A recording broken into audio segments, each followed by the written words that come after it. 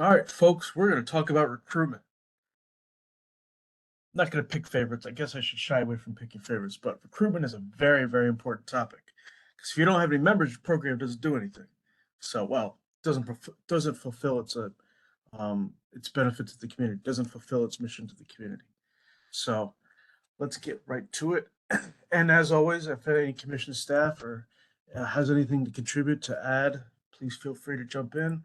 If anyone has any questions, please feel free to jump in. Don't be bashful. I don't mind being interrupted. So, number one question: how does your American New York program plan on recruiting members?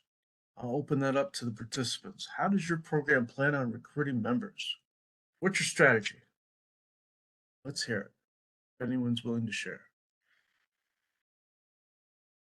How does your program plan on recruiting members?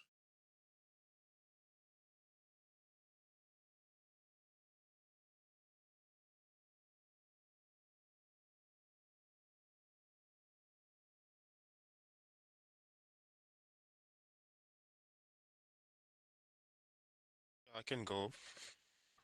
So we develop different strategies, and first of all, we organize an open All house. right, so Um, oh, I'm just back. to Oh, go ahead, Carl. Yep. yes, yes. So first, we come with like an idea to organize an open house, just to Mm, give prospective applicants the opportunity to learn more about our initiative, which is peer core. And the reason why we thought about it is because sometimes like we have some external stakeholders, we have other partners, they've been referring prospective applicants to us, and sometimes like when they come to get an interview, they will know about what peer core is about, like during the interview process, because they said so and so decided, told me this is a great opportunity, so just apply and then come for the interview.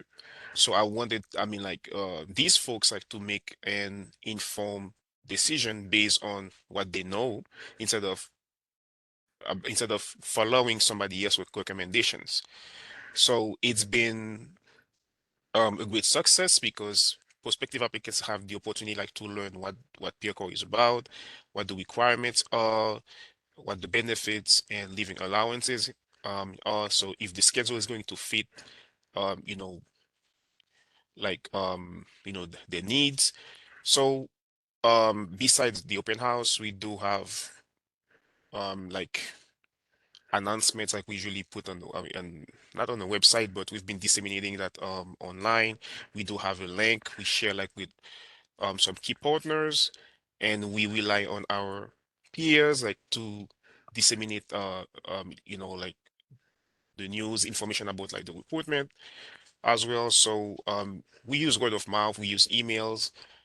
So I think this year we may think about like using social media, but we're not sure yet about what um the regulations are like when it comes to advertising about an America program. I don't know if you guys are going to discuss that during this session or maybe like for the upcoming ones. I think that's outstanding, Carl. An open house. That's a great idea. I'm not so sure this is in that slide. This is in that idea is in this slideshow. So that's an open house. That's a wonderful idea. Do you track the members that you enroll, whether or not they've attended an open house or not? Yes, we do. We do. Okay.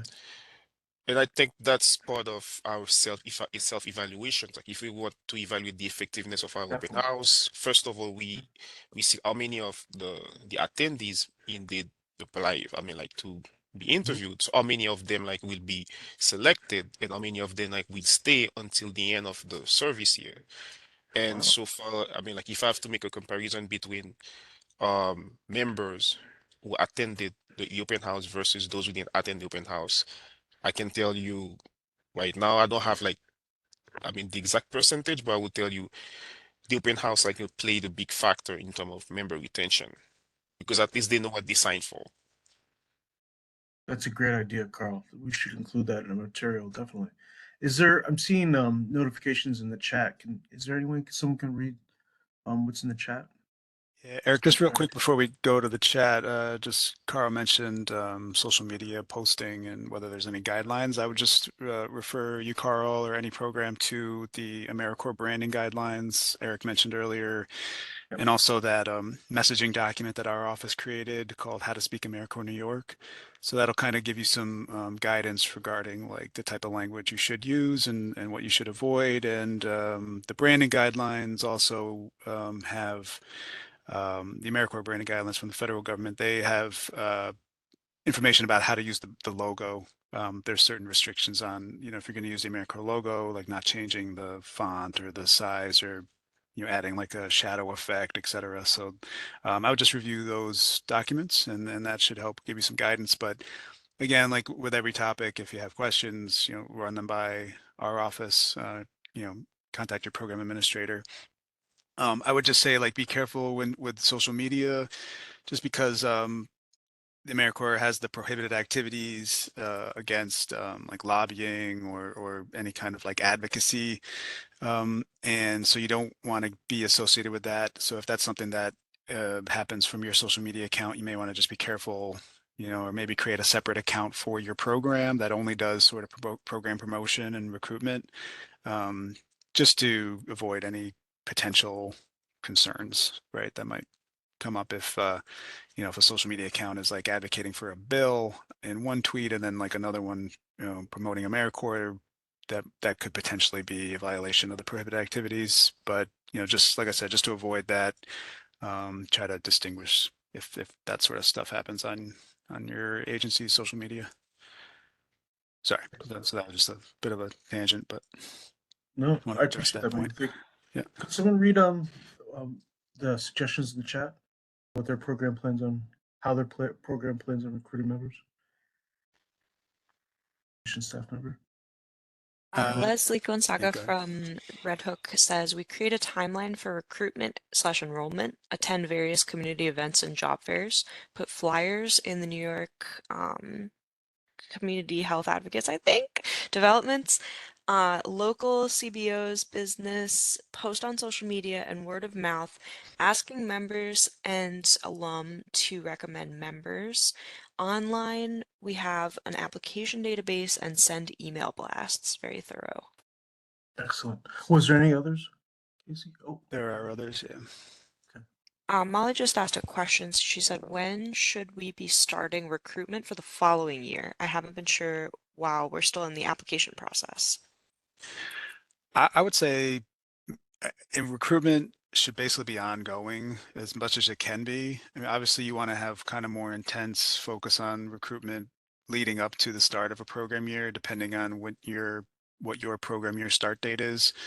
Most of our programs, it's in the fall, so it's either going to be 9/1, 10/1, or 11/1 for most of you. Some of you might have an 8/1 start date, but certainly in the lead up to your start date, it kind of depends on when your operations are scheduled to take place too. Part of the reason why we have a 15-month contract term or 15-month program year is to have a little bit of time for startup or closeout. So it kind of depends on what your program year looks like when, like I said, when you're going to start operations, but I would just kind of have at least some sort of recruitment ongoing, a way for people to at least contact your agency and find out about your program and what opportunities either are available now or are going to be available in the next program year. But it's kind of a continuous recruitment uh, process, I would say.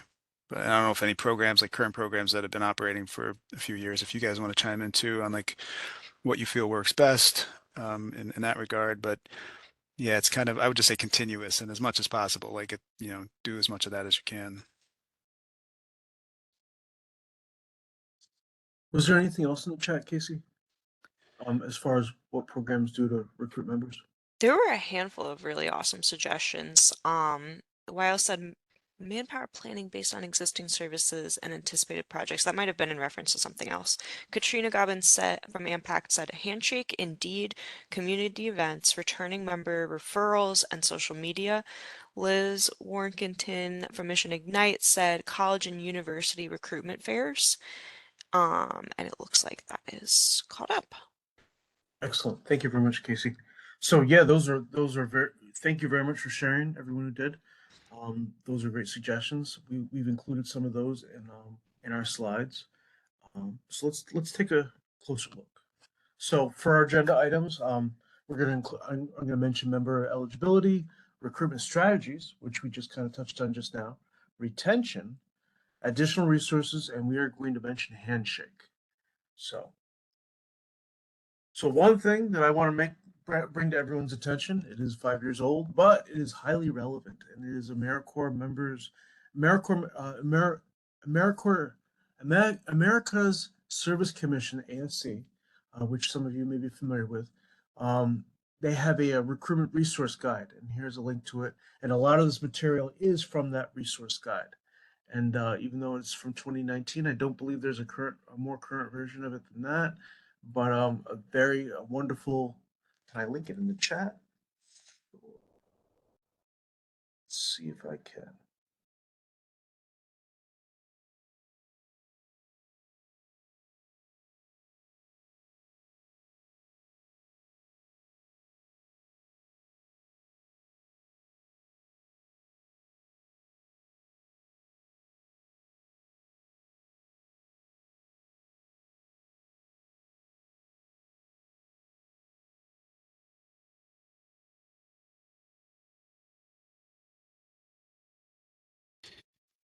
I just put that Slack link in as the well. chat, Eric. I don't know if you're What'd back. you say? Oh, I got the link in the chat oh, you did. Okay. to the resource guide. Yep. Thank you very much, Michael. Yep. All right. So member eligibility. So keep in mind that an AmeriCorps member must be at least 17 years of age at the start of service, and there are some exceptions to that. They should have a high school. They need to have a high school diploma or its equivalent, and they need to be a citizen, national, or lawful permanent resident alien of the United States. And they need to satisfy the National Service Criminal History Check eligibility criteria, which we'll cover in another session. So what are the eligibility exceptions for age and education? So individuals may be eligible to serve if they are out-of-school youth aged 16 years at the start of service and participating in a community development program. And there's a regulation to support that exception right there. And for education, individuals may be eligible to serve if they have not dropped out of school to enroll as an AmeriCorps member and agree to obtain a high school diploma or its equivalent prior to using the Sequel Education Award. Or, excuse me, they can obtain a waiver from AmeriCorps based on an independent evaluation by the program that the individual is incapable of obtaining a diploma or its equivalent. So those are exceptions to eligibility. So it's important to identify minimum requirement when you're creating a job, when you're creating a member posting, you want to identify minimum requirements and desired characteristics for your members. So those requirements should be based on what your program's needs are and what is needed to be completed by the end of their service term. And that criteria, depending on what your program needs are, that could be under 25 years of age. You may want to recruit for people who are older than that. Your posting for members should reflect what the needs are for your program. So you also want to determine whether or not you want to recruit from the local community, or do you want to recruit from across the country? That's something to think about, and recruit with national representation. So there's primary documentation that's accepted to certify AmeriCorps eligibility. On the left, it's to certify if you're in the blue box to certify if you're a citizen or national. Those are the different documents that you'll need. On the right, in the purple box, is to certify if they're a lawful permanent resident status, what their status is. So.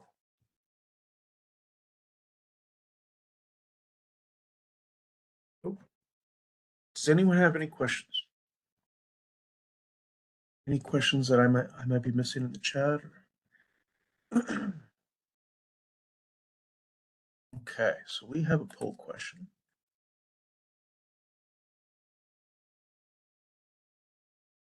I'm sorry, I'm late. Gina just asked, just to confirm that high school diploma has to be earned with their service year, correct? For example, if they meet age minimum requirements, but are a junior in high school, would they be eligible to serve? That's a good question.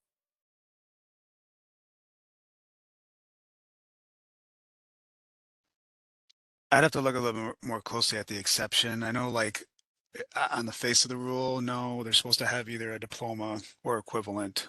There are some exceptions that I'm not terribly familiar with because they don't come up very often, but if like I've said kind of previously with some other issues, if you have a situation that's sort of unique, reach out to us and we'll kind of dig into the reg. I'd have to look at it a little more closely to answer that question though. Okay. Did anyone have any other questions or?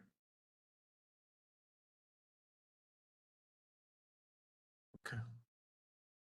All right, so time for a poll question.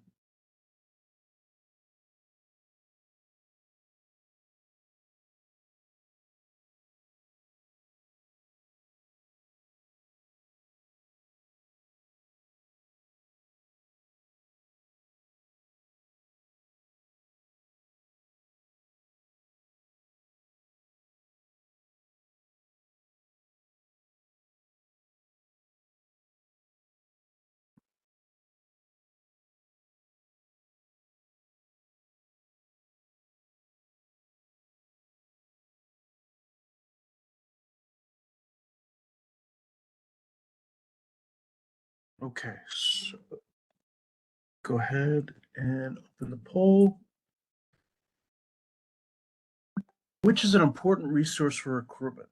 Is it A, the New York State Commission Program Recruitment Handbook, AmeriCorps Staff Recruitment Manual, AmeriCorps Member Recruitment Resource Guide, or the Recruitment Book? What is an important resource for recruitment? Is it the handbook? Is it the AmeriCorps Staff Recruitment Manual? Is it the AmeriCorps Member Recruitment Resource Guide or the Recruitment Book? Kind of a trick question, but what is an important resource for recruitment?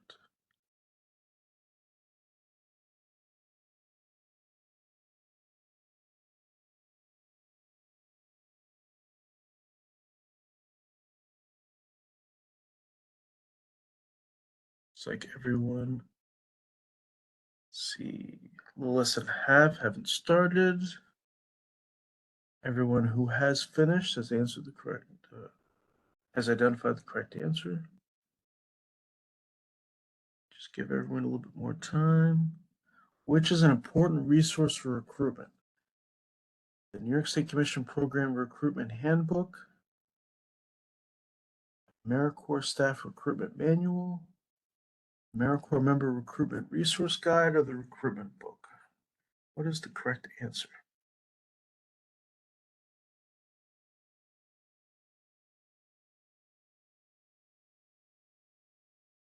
Give everyone a little bit longer to finish the poll question.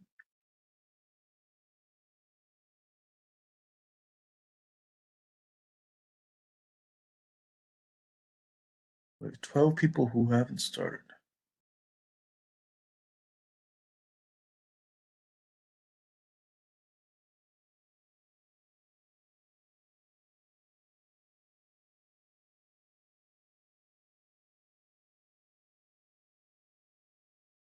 All right, looks like there's a lull here. Okay, so I'm going to go ahead and close the poll.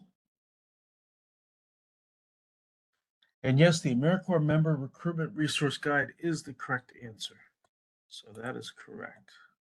AmeriCorps Member Recruitment Resource Guide.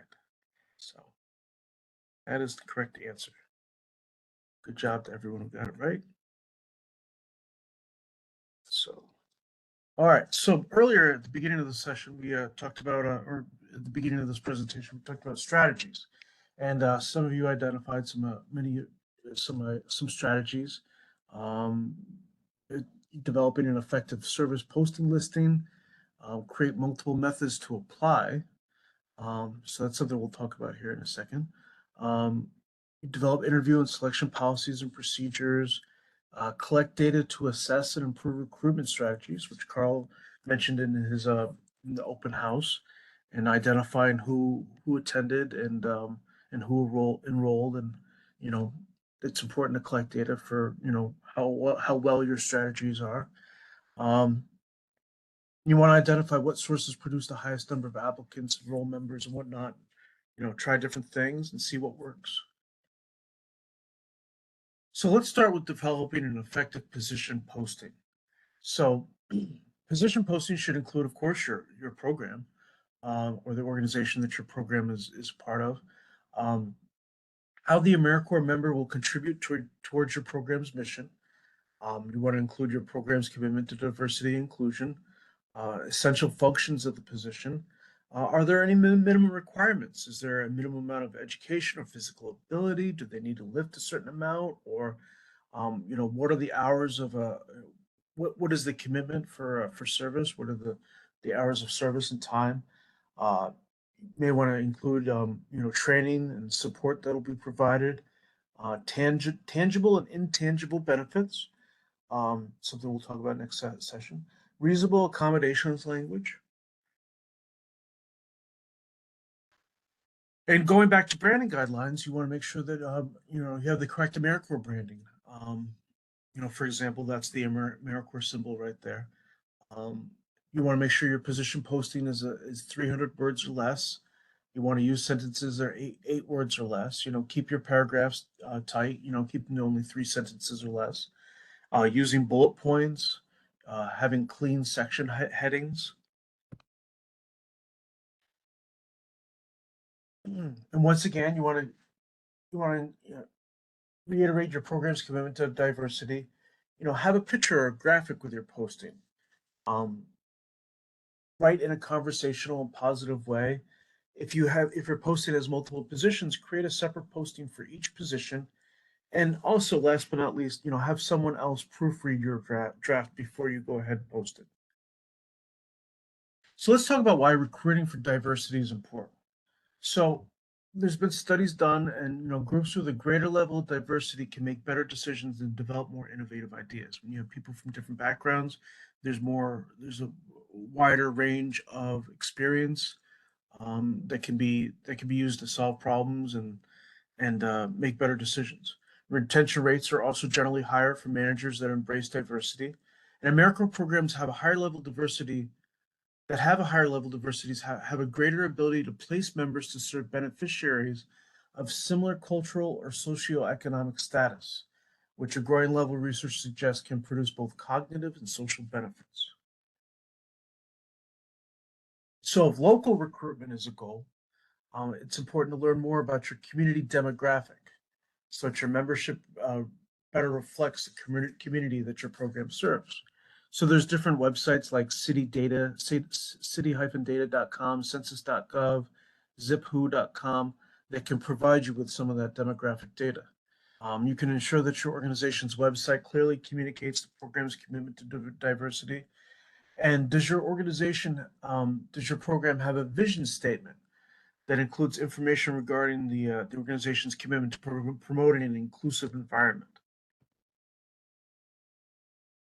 When reviewing the pictures featured on the website, what diversity-related characteristics are well represented? So, for example, for what additional characteristics could be further featured to help recruit individuals who could add additional perspectives?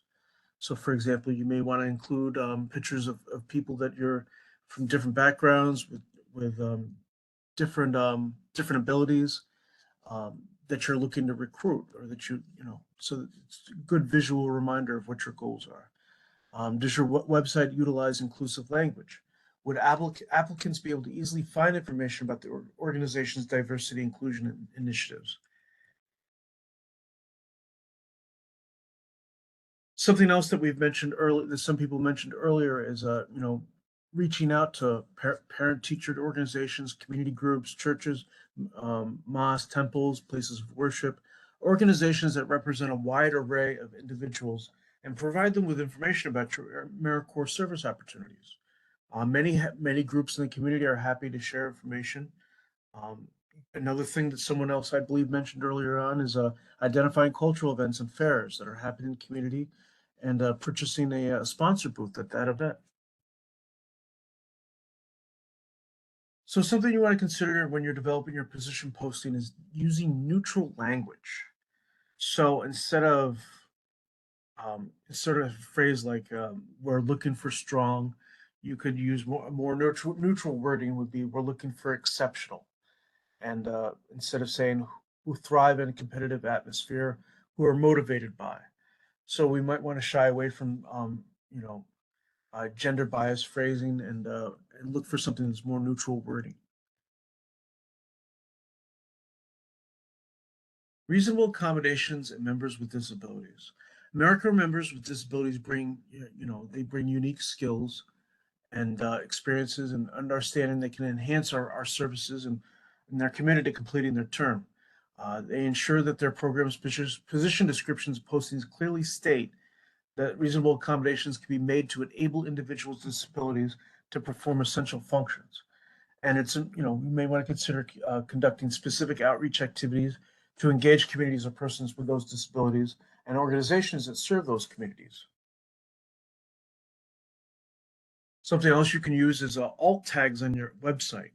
They're like links, like hyperlinks, so that when you hover your mouse over an image or on the website, small words pop up. These are called alt tags and hyperlinks.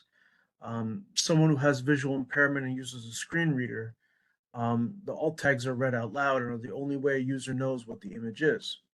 You're going to want to make sure, you may want to have video on your website. In that video, you want to make sure that it's captioned. You want to integrate people with disabilities in your program's advertising campaigns. When looking at local recruitment, and some of these things we've already mentioned, but programs can recruit from the populations that they serve. Be mindful of the local activities that serve as recruiting opportunities. And some of you mentioned job fairs and church events, any community event that will provide the program with greater recognition. You might want to partner up with different organizations like colleges, student group clubs and organizations, church groups, local libraries, and local media, community newspapers, newsletters, and magazines still reach local markets and have loyal readership. And they may be a great recruiting tool as well. So let's talk about online recruitment strategies. You want to identify your target audience. What generation are they? What type of media or technology did they utilize? Might want to develop and share content, such as events. If your program is hosting I Love My Park Day or is participating in an I Love My Park Day, share that information, share the event and your members' experiences online. Develop or utilize an existing recruitment slogan. Some slogans I've seen are "Be the greater good," "Who's at your core." Um, so it's good to have a recruiting slogan, something that's catchy. You want to be able to interact with your users. You want to use hashtags effectively. Budget for paid advertising, and don't forget to update your content on a regular basis. So different application methods. So federal AmeriCorps requires that all AmeriCorps grantees post positions on the AmeriCorps portal, and a lot of you are familiar with that. However, a lot of programs have noticed that using the portal to accept applications has some of their has difficulties of its own. For example, there's delayed activation. A lot of the people who go through the website through the portal to go ahead and apply for an AmeriCorps position, they notice difficulties or the information can be very challenging. Sharing postings with applicants can be difficult.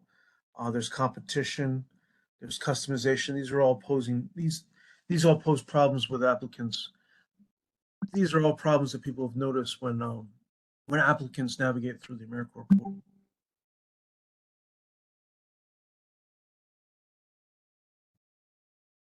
So what are some different what are some alternative application methods? And I want to make everyone aware, this is a disclaimer, that if an applicant applies through another way to your member posting, they will still need to apply through the AmeriCorps portal before they begin their service term. And there's different strategies that your program can develop to assist applicants with that. But if you're trying to just reach out and you want to be able to recruit and get people interested in your program, and you want to identify their interest, um, grantees can choose to use alternative methods, and they can develop their own internal application process on their website.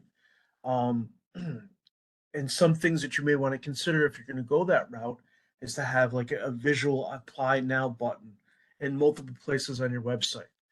Your website should interface well on a cell phone, along with on a laptop or a regular computer. And you're going to want to capture your candidate's attention early by listing many of your program's greatest selling points right on your website. And of course, you always want to make sure that your online content is up to date. Update your website regularly. Does anyone have any questions?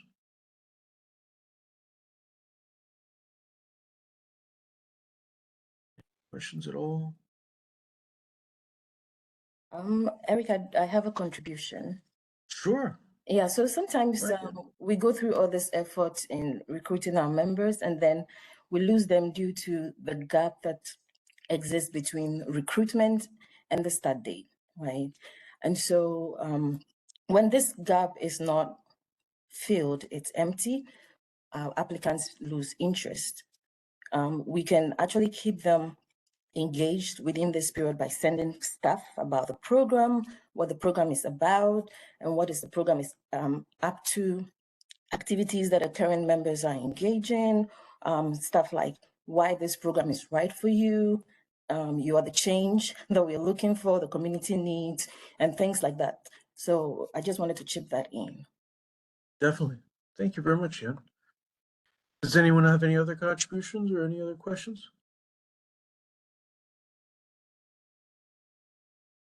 Anyone? Anything? All right. Carl, thanks you for that, yeah.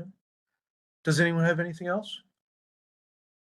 Eric, I'll just add that in our office too, and at the national level, we do try to support recruitment efforts with our own promotional activities, I guess I'll call them. So, we're on social media.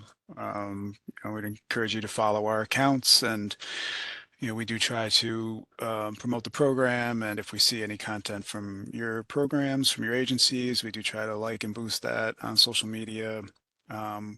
We have in the past, and we may again this year or soon, and probably if not this year, next program year, but as soon as possible, do another media buy, which we've done in the past, where we've run some targeted advertising to to the demographics that typically serve an AmeriCorps. So we do occasionally do some recruitment stuff on our own, and we would you'll probably get throughout the program year messages from us, probably from Casey and or me, requesting content for various things that we do. We have a monthly newsletter, we have our social media account, we have our website, we have a mailing list. So we do have some methods as well to try to get the word out and to promote the program, and it's kind of more usually general program promotion, except for those media buys, which is a little bit more targeted. But just want to put that out there, that we do try our best to support recruitment. I mean, it's kind of on you to actually find people and enroll them, but we do what we can to support that. And I don't know, Casey, if you want to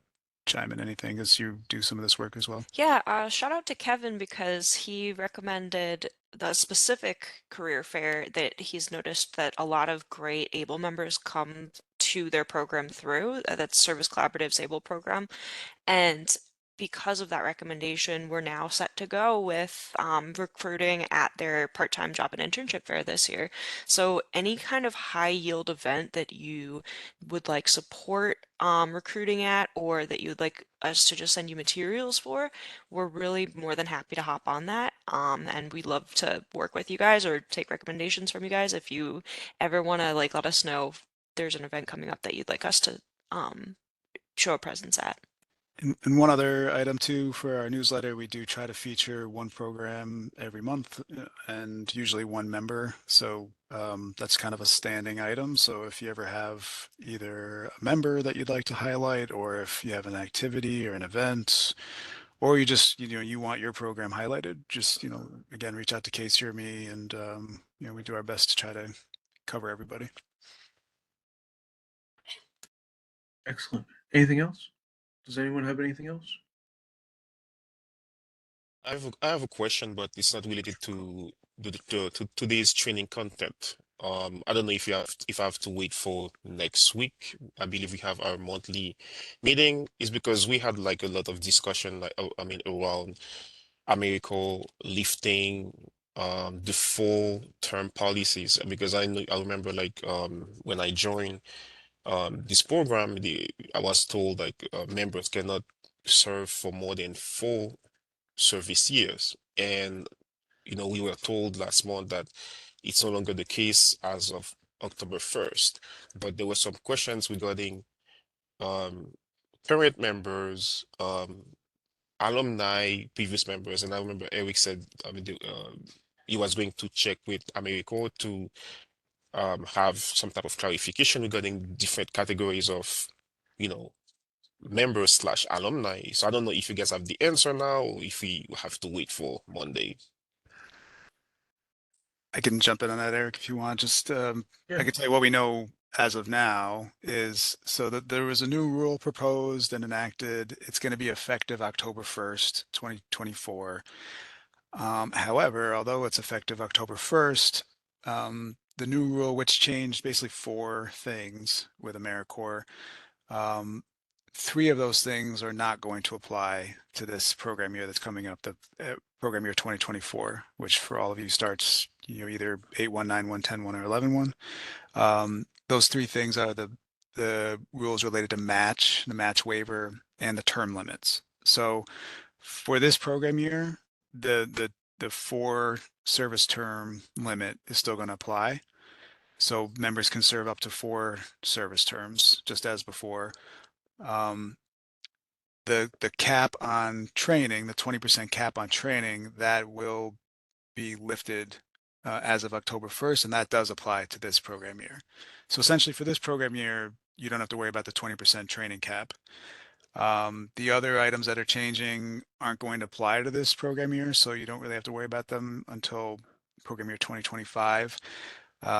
We're trying to get some clarity around the term limit rule change because although they said they were eliminating the 4 service term limit, it almost, the way the language is written, it seemed like they were saying that people can only serve up to however many terms it takes for them to earn 2 full-time education awards.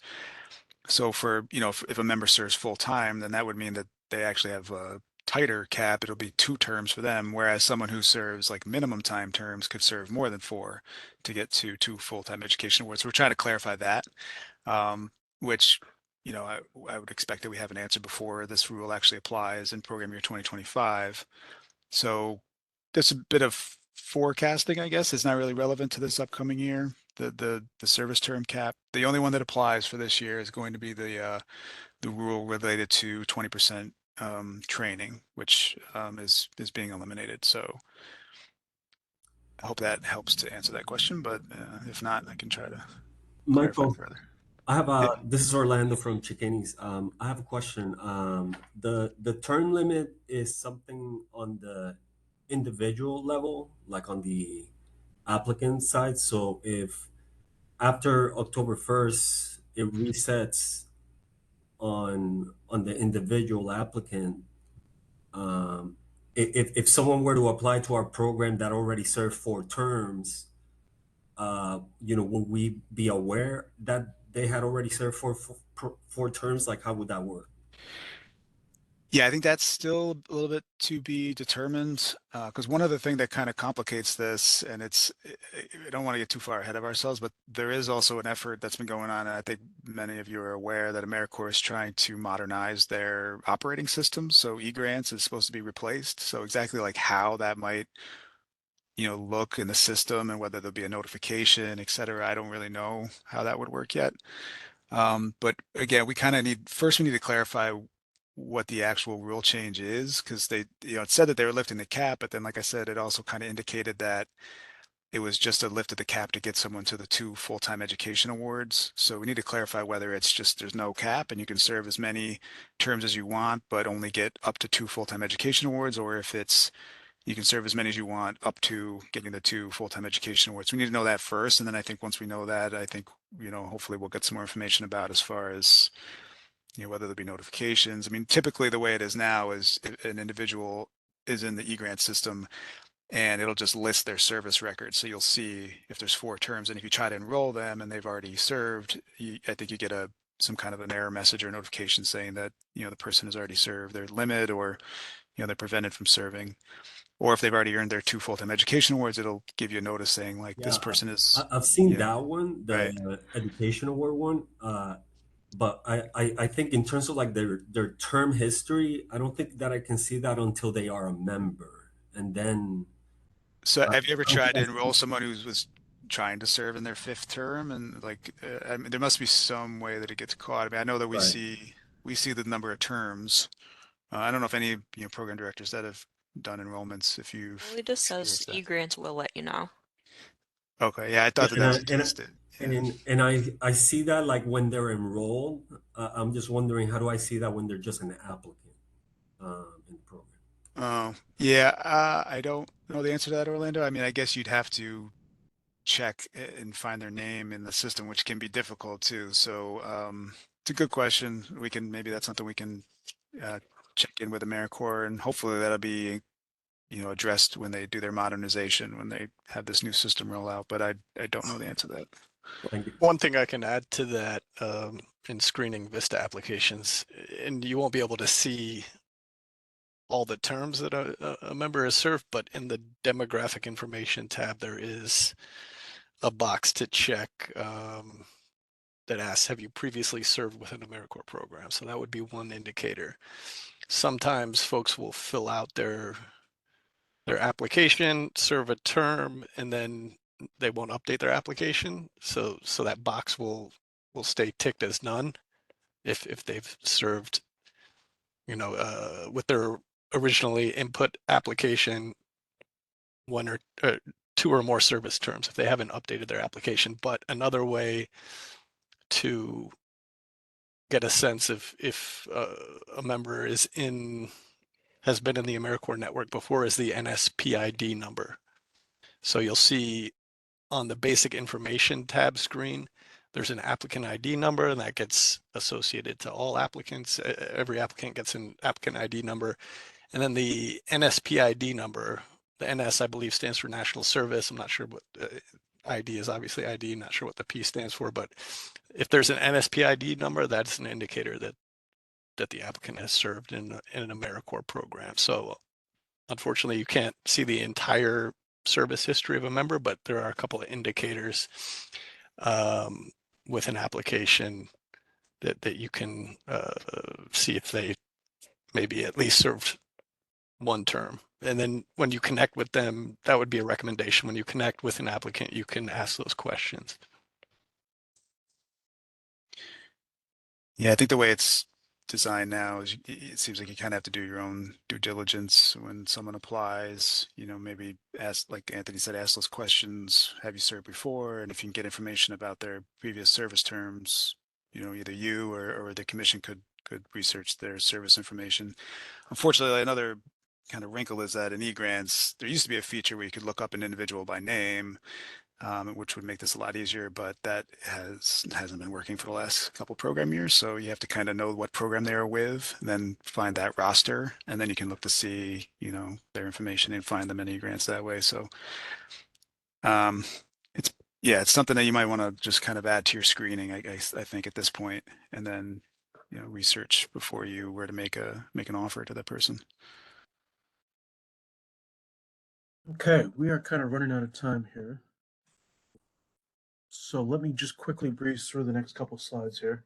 One thing that you're going to want to consider is providing great customer service to your applicant. And that's just a matter of good communication. Acknowledge that you've received the application.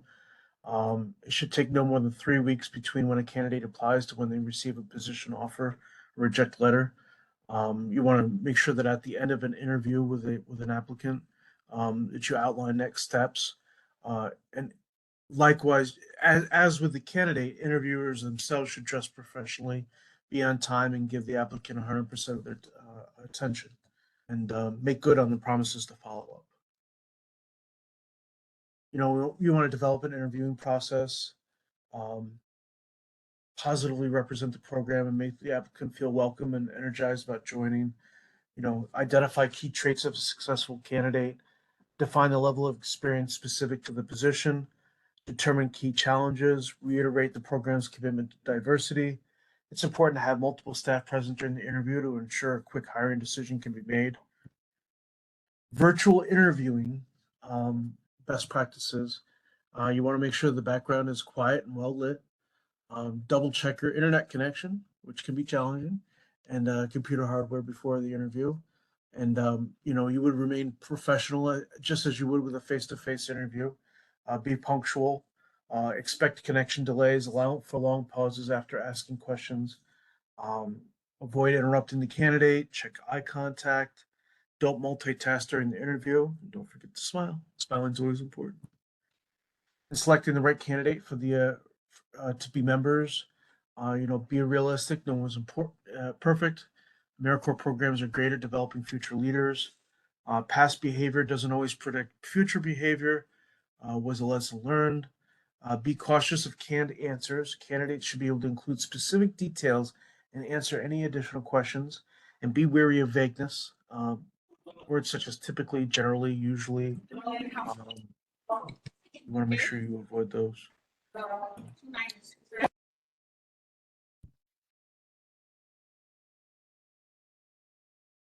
A candidate's answer should demonstrate how they define a challenging situation or program. And, you know, will the applicant's behavior traits allow them to build the skills they need to be successful as a member? Perceiving body language can be tricky. For example, a lack of eye contact may indicate shyness and not dishonesty. Member retention. Retention is when a program guides enrolled members through a successful service term. Recruitment impacts retention. Effective recruitment will lead to candidates who are a good fit for the program and serve a successful service term. And what are some of the things that boost member retention? Celebrating member service achievement, well, that can be done through a program newsletter. Workshops that help members understand their commitment, utilizing member performance evaluations, member retreats, and of course our service summit that the commission hosts every year. And we also have some, AmeriCorps has some communication resources. The branding guidelines are included in that. There's brochures, flyers, posters, fact sheets, all that stuff can be found there. And there's a hyperlink that'll be included in the PDF. I want to take a moment just to mention Handshake. I don't want to, Handshake is an important recruitment tool, especially for college age individuals. According to a 2020 survey, Handshake was the #1 way college students found jobs and opportunities. In 2020, about 2 years ago, AmeriCorps acquired a premium Handshake license, and we try to utilize that. And we have instructions on how to create a Handshake account, how your program can create a Handshake account, and we have instructions, step-by-step instructions on how to do that. That'll be included on your the slideshow PDF. So I don't want to go into the details right now, but this is a great resource that Casey and I developed. So definitely. Does anyone have any questions? I don't want to take anyone. Thank you very much, Molly. If anyone has any questions, you know where to find me. My good old email address that includes our host agency. So eric.skiff@ocevents.ny.gov. Guess I could probably drop that in the chat. Does anyone have any questions?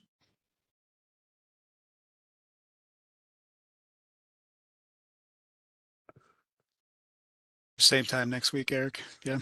You got it. I'm gonna give you a little bit more time. So Michael is going to host his presentations that he traditionally does every year. We like to adhere to a tradition a little bit at the commission, and so he'll be going over member service agreements, member benefits, member supervision and support, and that'll be next week at 10 o'clock. And thank you everyone for joining. Thank you for participating. Thanks, Have a great everybody. day, everyone. Thanks, Eric. Thank you. Yeah. Thank you. Guys,